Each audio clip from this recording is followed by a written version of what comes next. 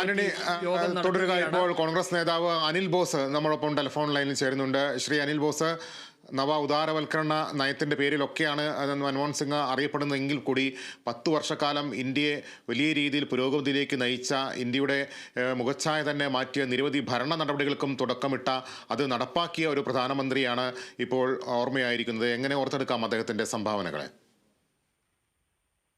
Doctor Manmohan Singh ലോകത്തെ പല രാജ്യങ്ങളും തകർന്നടിഞ്ഞ സന്ദർഭത്തിൽ ഇന്ത്യ എന്ന് പറയുന്ന മഹാരാജ്യത്തെ നിലനിർത്താൻ വേണ്ടി അശ്രാന്ത പരിശ്രമം നടത്തുകയും അദ്ദേഹത്തിന്റെ ദീർഘവീക്ഷണം കൊണ്ട് രാജ്യത്തെ പുരോഗതിയിലേക്ക് നയിക്കുകയും ചെയ്ത ഭരണാധികാരിയാണ്. എനിക്ക് ഏറ്റവും കൂടുതൽ വ്യക്തിപരമായിട്ടുള്ള ഒരു അനുഭവം, 1ഉം 2ഉം UPA ഗവൺമെന്റ് കാലയളവിൽ കേന്ദ്ര സർക്കാരിന്റെ തൊഴിൽ മന്ത്രാലയത്തിൽ പ്രൊവിഡന്റ് ഫണ്ട് ബോർഡിൽ പ്രവർത്തിച്ച ഒരാളാണ് ഞാൻ.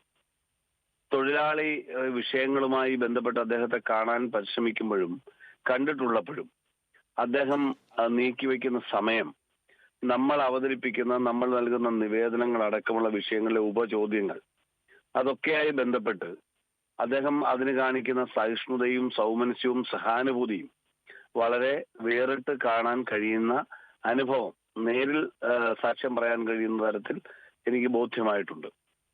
മാത്രമല്ല, ഡൽഹിയിൽ 1, 2, 3 ചടങ്ങുകളിൽ അദ്ദേഹത്തോടൊപ്പം ദൈവകൃപയാൽ പങ്കെടുക്കാൻ അവസരം എനിക്ക് കിട്ടിയിട്ടുണ്ട്. പൊതുപരിപാടികളിൽ ഇത്രയും സൗമ്യമായി ഒരു കൊടുങ്കാറ്റിന്റെ വേഗതയിൽ പ്രതിപക്ഷം ആക്ഷേപശരങ്ങൾ അഴിച്ചുവിടുമ്പോഴും താൻ ചെയ്യുന്ന ജോലിയിൽ വ്യാപൃതനായിക്കൊണ്ട് അതൊരു പൊതുനന്മയാണ് എങ്കിൽ, അത് രാജ്യത്തിന്റെ പൊതു താല്പര്യമാണെങ്കിൽ, അതിൽ കാർക്കശ്യ സ്വഭാവം സ്വീകരിക്കുന്നതിൽ ഒരു ഘട്ടത്തിലും വിട്ടുവീഴ്ച ചെയ്യാത്ത ഭരണാധികാരിയാണ്. റിസർവ് ബാങ്ക് ഗവർണർ എന്നുള്ള നിലയിലും ധനകാര്യ വകുപ്പ് മന്ത്രി എന്നുള്ള നിലയിലും അദ്ദേഹത്തിന്റെ അനുഭവവും പരിചയവുമാണ് ഇന്ത്യ മഹാരാജ്യത്തെ ഇന്നത്തെ വളർച്ചയിലേക്ക് നിലനിർത്തിയത് എന്നതാണ് യാഥാർത്ഥ്യം. ഇന്ത്യൻ പാർലമെന്റ് ചരിത്രം നമ്മൾ പരിശോധിച്ചാൽ ഇന്ന് പ്രധാനമന്ത്രിയായിരിക്കുന്ന ആളടക്കം മൻമോഹൻ സിംഗിനെ രാഷ്ട്രീയമായി, വ്യക്തിപരമായി അദ്ദേഹം അങ്ങനെ കരുതുമെന്ന് ഞാൻ വിചാരിക്കുന്നില്ല, പക്ഷെ രാഷ്ട്രീയ താല്പര്യത്തിന്റെ പേരിൽ അപഹസിച്ച സന്ദർഭങ്ങളിലുള്ള സെക്കൻഡുകൾ കൊണ്ടുള്ള മറുപടിയുണ്ട്. ആ മറുപടി നോക്കിയാൽ, ഞാനതിലേക്ക് പോകുന്നില്ല, കോട്ടിട്ട് കുളിക്കുന്ന അടക്കമുള്ള സംഭവങ്ങളിലേക്ക് പോകുന്നില്ല.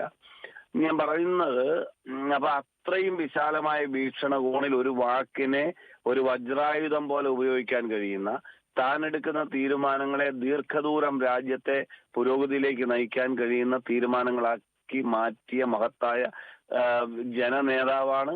അതിലുപരി ജനനേതാവ് എന്നൊക്കെ പറഞ്ഞാൽ രാഷ്ട്രീയം മാത്രമായി പോകും. ജനനേതാവിനപ്പുറം ഒരു രാജ്യത്തെ മുന്നോട്ട് നയിക്കാൻ കഴിയുന്ന നല്ല ഊർജ്ജസ്വലനായ ദീർഘവീക്ഷണമുള്ള ഭരണാധികാരി, അഡ്മിനിസ്ട്രേറ്റീവ് രംഗത്ത് മൻമോഹൻ സിംഗിന് പകരം വയ്ക്കാൻ കഴിയുന്ന ഒരു നേതാവില്ല. ഒരു വരി കൂടി പറയട്ടെ, ലോകത്തിലെ ഏറ്റവും വലിയ രാജ്യം അല്ലെങ്കിൽ ഏറ്റവും വലിയ ശക്തി എന്ന് എപ്പോഴും നാം ചൂണ്ടിക്കാണിക്കുന്ന രാജ്യം അമേരിക്കയാണ്. അമേരിക്കൻ പ്രസിഡന്റായിരിക്കെ ബറാക് ഒബാമ പറഞ്ഞ ഒരു വാക്ക് നിങ്ങളുടെ മുൻപാകെ പറയാൻ ഞാൻ ആഗ്രഹിക്കുന്നു. ഇനി ലോകത്തെ നയിക്കേണ്ടത് ഡോക്ടർ മൻമോഹൻ സിംഗ് എന്നാണ്.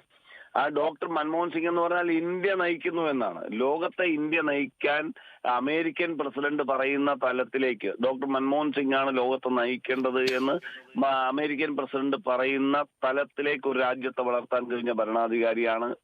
ആ ഭരണാധികാരിയുടെ വിയോഗം ഒരിക്കലും, പ്രത്യേകിച്ച് നെഹ്റു, ഇന്ദിര, രാജീവ്, ആ ത്രയങ്ങൾ വിട്ട് നമ്മൾ നോക്കിയാൽ ഇത്രയും ദീർഘകാലം ഭരിച്ച കോൺഗ്രസ് പ്രധാനമന്ത്രി വേറെയില്ല. അദ്ദേഹം എടുത്തിട്ടുള്ള ചടുലമായ തീരുമാനങ്ങളിൽ ഏറ്റവും പ്രധാനമാണ് മഹാത്മാഗാന്ധി ദേശീയ ആരോഗ്യ സുരക്ഷാ ഇൻഷുറൻസ്, അതുപോലെ തന്നെ 10ാം ക്ലാസ് വരെയുള്ള വിദ്യാഭ്യാസ അവകാശ നിയമം, ഭക്ഷ്യ സുരക്ഷാ നിയമം, മഹാത്മാഗാന്ധി ദേശീയ തൊഴിലുറപ്പ് പദ്ധതി.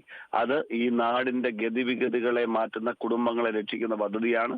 ഡോക്ടർ മൻമോഹൻ സിംഗ് എന്നും എക്കാലവും ഈ പദ്ധതികളിലൂടെ സ്മരിക്കപ്പെടും. അദ്ദേഹത്തിന്റെ വേർപാടിൽ എല്ലാവരെയും പോലെ ഏറെ വിഷമത്തോടെ അദ്ദേഹത്തിന്റെ വിയോഗത്തിൽ ആദരാഞ്ജലികൾ അർപ്പിക്കുന്നു. കോൺഗ്രസ് നേതാവ് അനിൽ ബോസ് ആണ് പ്രതികരിച്ചത്. വ്യക്തിപരമായി കൂടി അദ്ദേഹത്തിന്റെ ഓർമ്മകളാണ് അദ്ദേഹം പങ്കുവച്ചത്. വളരെയധികം നന്ദി ശ്രീ അനിൽ ബോസ്.